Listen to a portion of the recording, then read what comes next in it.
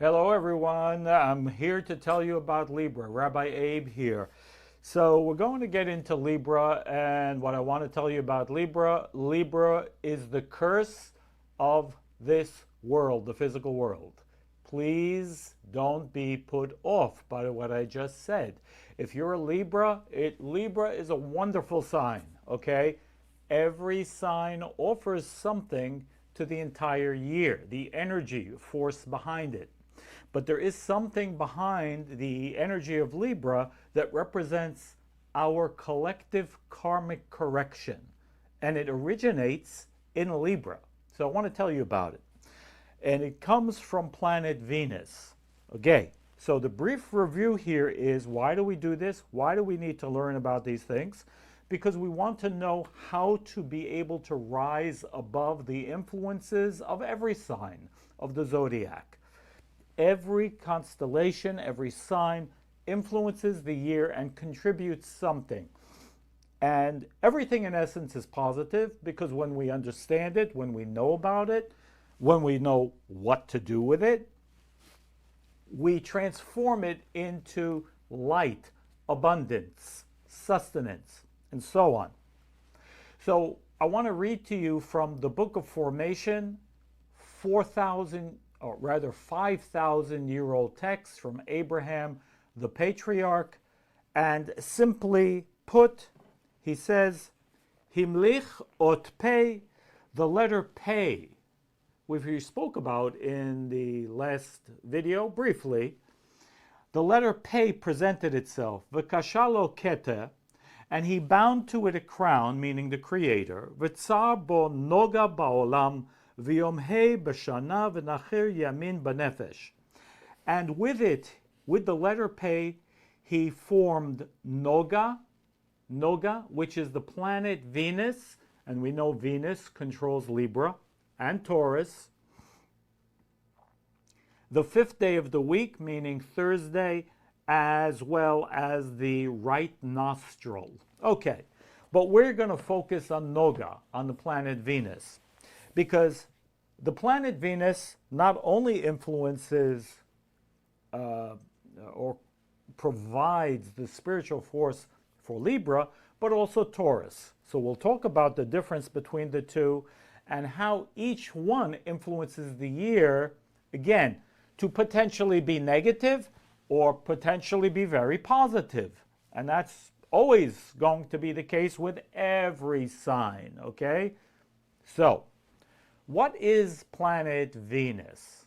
Okay, well, let's examine a Libra. And what is the difference between a Libra and a Taurus? Well, you know, the hallmark of Libra is probably decision making.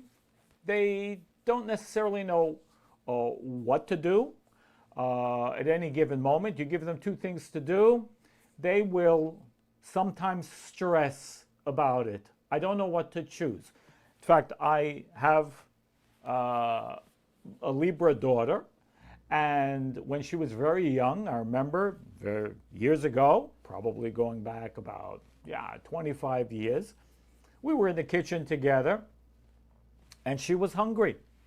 And I said, you know, Abba's going to fix you some dinner. What would you like? We have tofu hot dogs or chicken nuggets. What do you want? So she's standing there in the kitchen with me. She was about 7 years old, and she's thinking and thinking. And she says, I don't know what to choose. Can you choose for me? I said, no, I can't choose for you, because you need to choose for yourself. She says, okay, which is the better one? I said, which is the better one? There's no such thing as a better one. What do you like better? That's the better one for you, whichever you like better. I don't know. I can't decide. But eventually she did decide. But what happened when she decided? And I think it was the tofu hot dogs. She decided, and I put it in the pot, right? And I was preparing it. And she said, oh no, Abba, I think I should have had the chicken nuggets. They would have been better.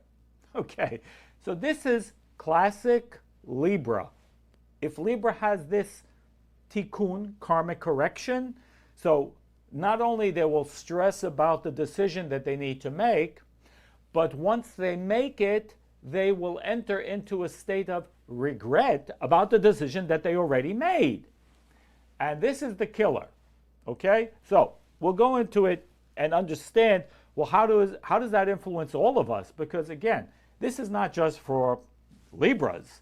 This is for all of us, because every constellation, whenever we enter into a certain sign, a constellation, we all become that and we are influenced. Doesn't matter what sign we are. We are all influenced by that energy.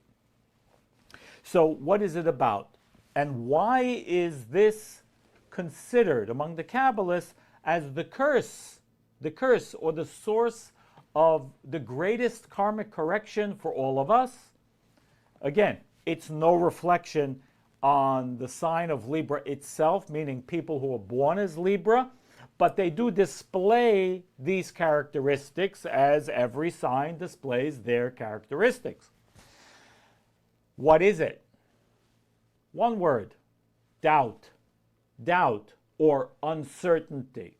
Make it two words: doubt and uncertainty. Doubt and uncertainty. So what is the meaning of doubt and uncertainty, spiritually speaking?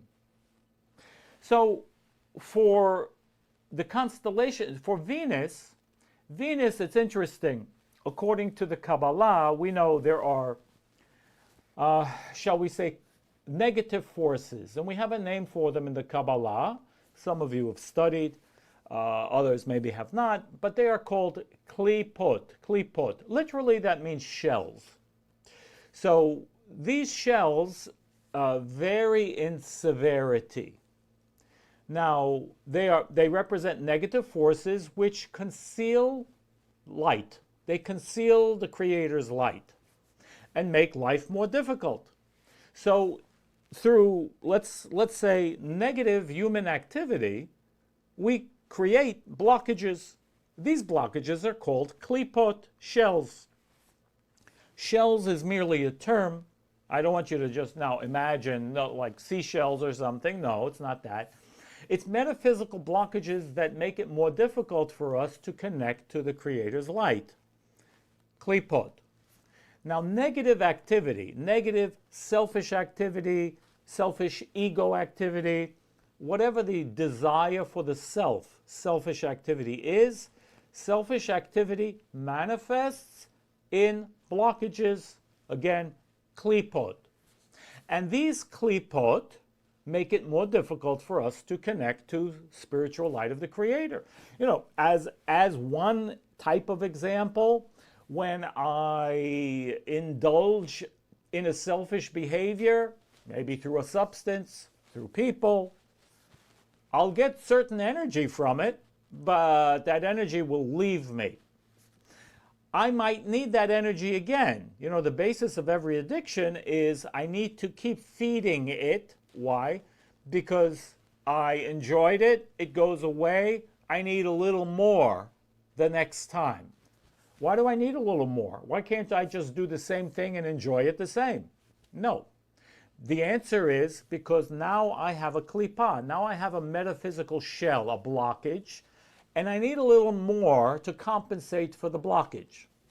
So negative human activity creates blockages, which means we also need to satisfy ourselves more with more pleasure, with more whatever our, choice of things are. We need more to satisfy the itch. The itch, eventually, it's like scratching an itch, right? What happens when you scratch a mosquito bite and you don't resist the scratching? The answer is, it gets more itchy. You need to scratch it even more, right? We all know this. I mean, that's crazy. But it's because, and it's interesting, some Kabbalists explain that having an itch of some sort, physically, is an example of how we do not resist selfish desire. I know some of you are going to say, what do you mean? You itch, you got to scratch it. I mean, there's all kinds of itches, right, that we scratch. And I'm not talking about, the literal kind.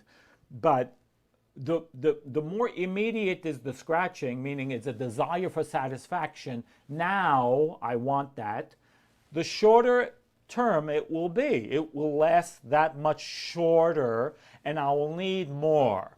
And again, I will need always a little bit more than before. Why? Because the result of negative, meaning satisfying selfish desire, and again, it may not look negative like evil, bad, but we call it negative human activity because it's only satisfying ourselves. It creates a blockage, another block, and these blockages accumulate eventually, and sometimes in the extreme makes it very, very difficult for us to feel happy, to feel satisfied, to feel, whatever. And it comes from so many different ways, right? Lack of appreciation. We create negativity through lack of appreciation. We create negativity through complaining. We can create negativity in so many different ways. Okay, I don't want to go too much off in a tangent, but so how is this all affected by Libra? Well, again, it's really not Libra. Libra just facilitates Venus, meaning, or Venus is facilitating Libra, however you slice it.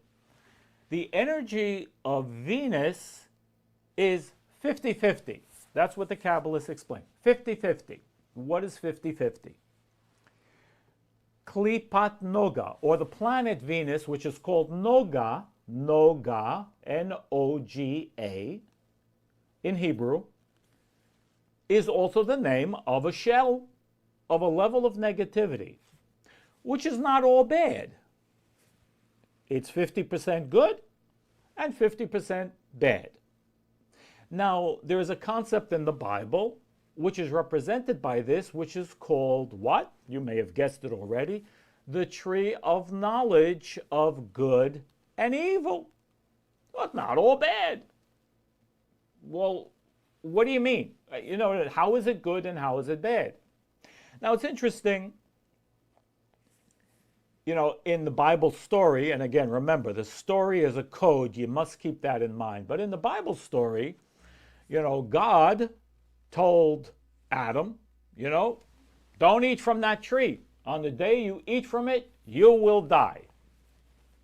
Now, Eve apparently wasn't present, but she was because she was part of Adam. Adam and Eve were originally one, created as in a unity, meaning created as one being, male and female. And we understand also souls are male and female, not male or female, and they're separated when they come down to this world. So everything that Adam knew or was instructed, Eve also got it.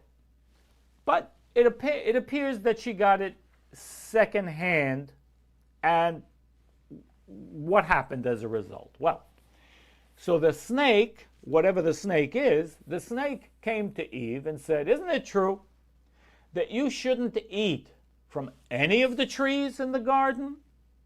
And she said, no, we can eat from the trees in the garden, but from the tree in the midst of the garden we shouldn't eat, because pen tumutun, it says in Hebrew, we might die.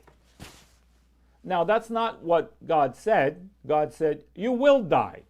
You will die. On the day you eat from it, you will die. Okay. What did the snake answer? Nah, you won't die. But God knows when you eat from it, you're going to know good from evil. You'll be like God, and you will know good from evil. Now, suddenly, and by the way, I forgot to tell you, Eve also said, and I really should be reading this directly from the Bible text, but Eve also said, no, we can't eat from it, and also we can't touch it. We shouldn't touch it. Now, that wasn't mentioned anywhere. God didn't say that, not to touch it. Perhaps she knew, touching leads to dancing, if you know what I mean. Meaning touching might lead to the eating, whatever the eating actually means, but that wasn't said. So already the meaning, it's like a little bit like telephone. You tell one person one thing and they say it to somebody else and it changes a little bit. By the time it gets to the 10th person, it's unrecognizable. Is that what happened with Eve? We don't know. Let's see. So what happened? When the snake said, no, you won't die, God knows that you eat from it, you'll be like God, and you will know good from evil. Now that was true, actually. Okay? That was true. But that was death. That was death. In other words, what was death? They didn't understand the concept of death, or what the Kabbalists would explain as endings. Because what is death? Death is an ending to life. Yeah, but we experience death all the time. Oh, not the literal one, but we gain a pleasure, it ends. We get a fulfillment, it ends. We get a gratification, it ends. We buy something new, it's great, and then it ends. It's not the same anymore. We get into a relationship, it's great in the beginning, it ends. What is that? That's death. That's death. Now, I won't get into the details of this, but Adam and Eve were supposed to live for 1,000 years. It was shortened by 70 years. The 70 years was given to King David. He lived 70 years exactly, without now going into all the details, but that represented the karmic process of humanity. King David represented the manifestation, and the other patriarchs and matriarchs represented different aspects of what we'll call the tree of life, or the process, the creative process. Okay, wait, talk about that in other places. But the fact of the matter is, when God came to Adam and said, well, first off, God said, well, where are you? I mean, we're talking about God over here, right? He doesn't know where Adam is. He says, I'm over here. I was hiding. Oh, okay. We could say maybe God didn't want to frighten Adam too much. I was hiding because I heard your voice in the garden, and I was ashamed because I'm naked. I'm naked. So what did God say? Who told you were naked? Meaning, what does that mean? Who told you were naked? In other words, they were in a level before this falling down. They were in a level of purity where they were not directly connected to the physical, only the spiritual. And it says something amazing. It says in the Kabbalistic text that Adam and Eve were different beings before the eating from the tree of knowledge of good and evil. They were very large, their skin was different. I won't go into the details, but they had protection. They were in control of everything. They were in control of the animals, the environment, everything. They had domain over everything. And everything benefited. Everything was connected and everything benefited. When they had union with each other, everything benefited. Everything. It was spiritual act of unification, not a physical one. And everything benefited, all the animals, the environment, it created positive forces, and everything benefited, everything enjoyed their union. What happened? What happened over there? Well, they became involved. Now, when God went to Adam and said, what did you do? Did you eat from the tree I told you not to eat from? What was Adam's answer? And some say that this was the real sin of Adam. He blamed Eve. He blamed the woman and said, the woman you gave me. So, wait a minute. Who's he really blaming? The woman you gave me, she gave me to eat, so I ate. All right, that's fine. So now God, in the story, God goes to Eve and says, well, what did you do? What did she answer? And what she answered over here is a huge secret that I learned from my teacher, and my teacher learned from his teacher, this very, very subtle secret. But again, It relates directly to the month of Libra, to the curse of humanity, to the curse of this world, and what our spiritual work is really all about. Did you eat from the tree I told you not to eat from? What have you done? So remember, Adam blamed the woman you gave me, she gave me to eat, so I ate. And what did the woman say? The snake, yes, she blamed the snake, but in Hebrew, there's a very unique word that has no literal definition because it's a secret. She said in Hebrew, Hanachash hishiani. Hanachash hishiani. Hishiani. Now, what does that actually mean? The snake did something to me. Oh, if you look at an English translation of the Bible, there's all kinds. It can mean, or it can be translated as, the snake beguiled me, the snake seduced me, the snake confused me. There's no literal translation of this word. Of course, in Hebrew, it means none of those things. None of those things. What does it actually mean? Hanachash, the snake, he, she, ani. It's 6 letters. This word has 6 letters in Hebrew, and it's made up of 2 other words. Hayesh, ayin. Hayesh, there is. Ayin, there is not. Yes and no. There is, there isn't. What is that? What is that? What Eve was saying, what did the snake do? What was so terrible?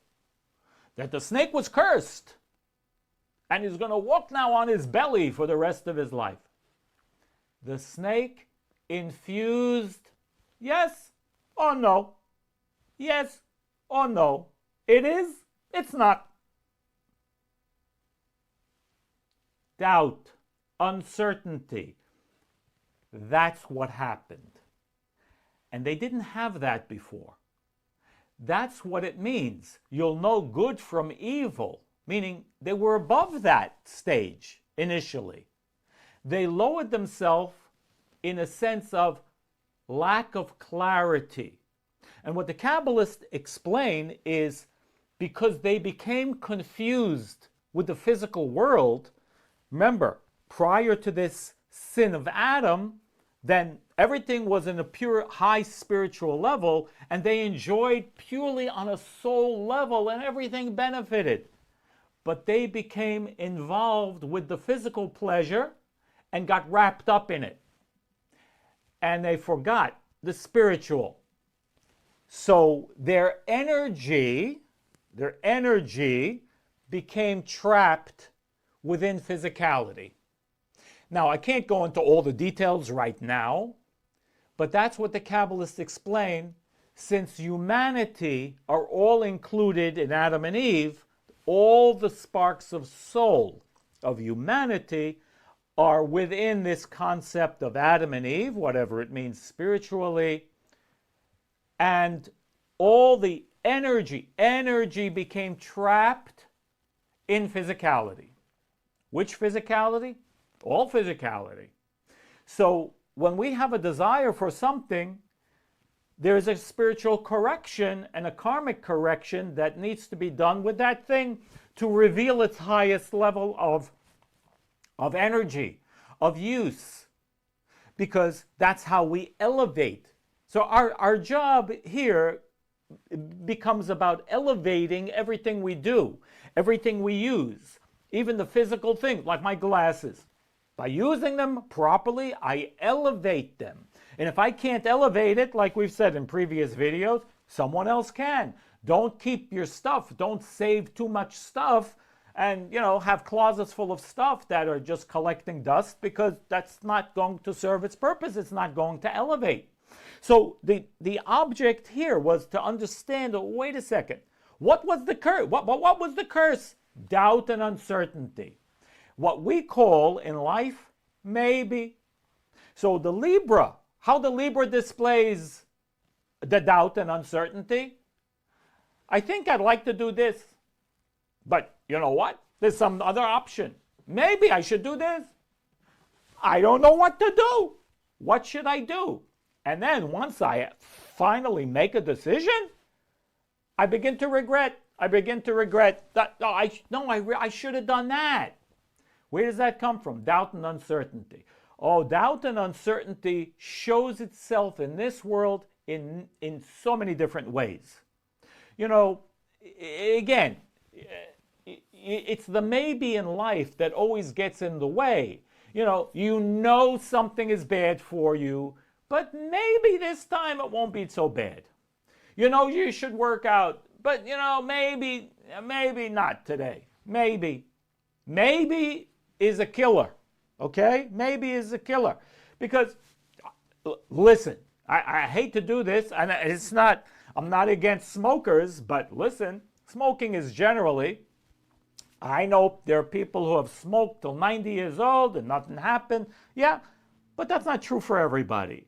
And on the package, those warnings have gotten pretty graphic, right?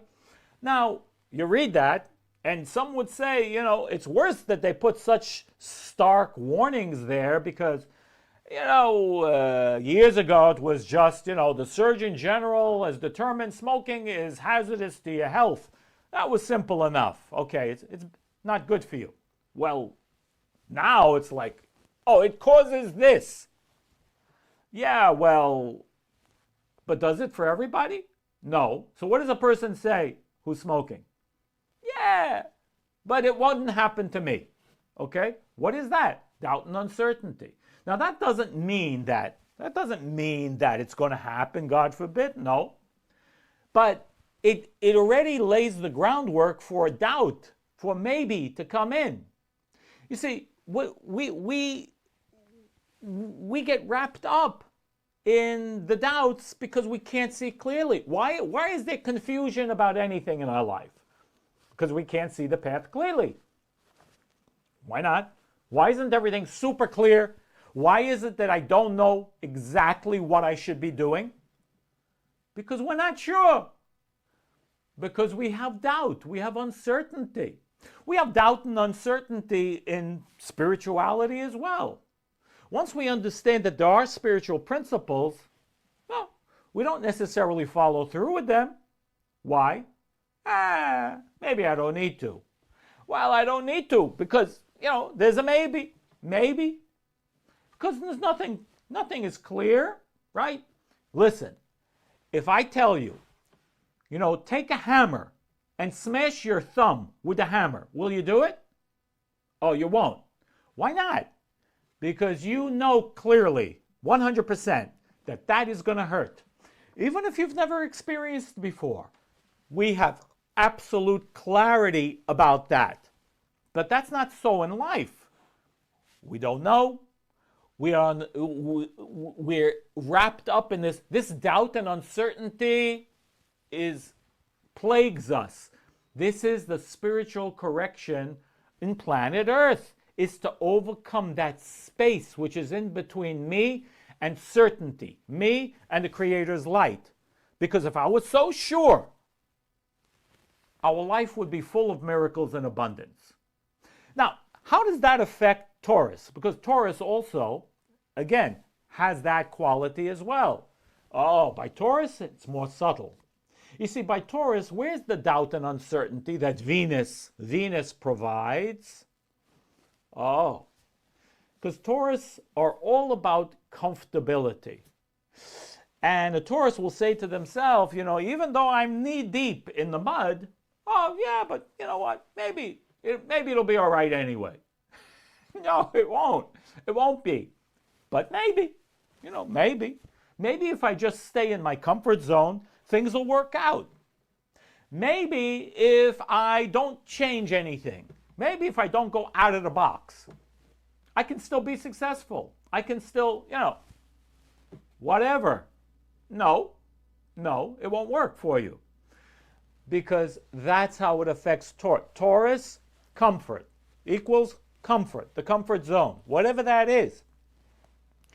And the planet Venus, again, affects Taurus by convincing them that the comfortable way will work out. Maybe this time, even though it didn't work 12 times already before, but maybe this time it'll be different. No, it won't. You see, the maybe is the plague. That maybe. Because if I had absolute certainty, no, I know it won't work out. No, I know what my poison is. No, I know this is bad for me. No, I know 100% for sure this is bad for me. I know this guy or this, person that I went out with, they're not good for me. Yeah, but right now I'm lonely and so on. Why not? Because in that moment I lose my certainty and I say, yeah, maybe, all right, you know what? Make a bad decision. Even though you know it's bad. How could you possibly make a bad decision that you know is bad for you? I mean, again, because we don't have certainty. Again, like hitting the finger with the hammer. If it was so clear to us, we'll never do it. But we do. And that is one of the greatest karmic corrections that we have in this world. So, this is what is the karmic correction that we all have, not just Libra, we all have in this month to overcome, so that that the year will be easier for us, better for us, more fruitful, more abundant, is to overcome that doubt and uncertainty. How do we do that? I have tools for you, okay? Tools, spiritual tools that you will download from the RabbiAbe.com website. In the download section, there will be the letters of the month of Libra and the planet Venus, and 2 holy names. And these 2 holy names, one of them is the Tetragrammaton in a very specific order, and the other is another name which is called Eheye. That is the name that Moses received at the burning bush in the Bible story, with a certain combination, and these 2 combinations of names will help you overcome the doubt and uncertainty, will help inject certainty into your equation.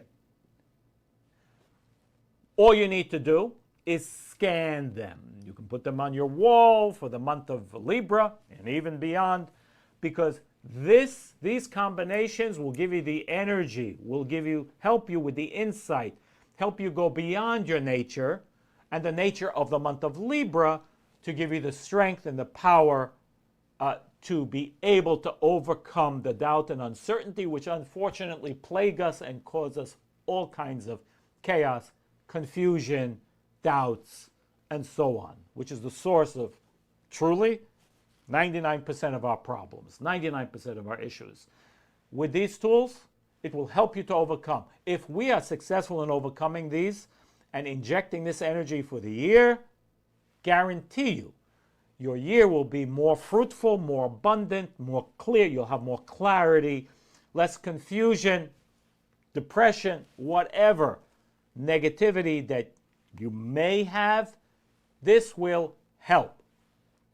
Be blessed, guys, and I'll see you very soon on the next video. Don't forget to download the tools at RabbiAbe.com. All the best.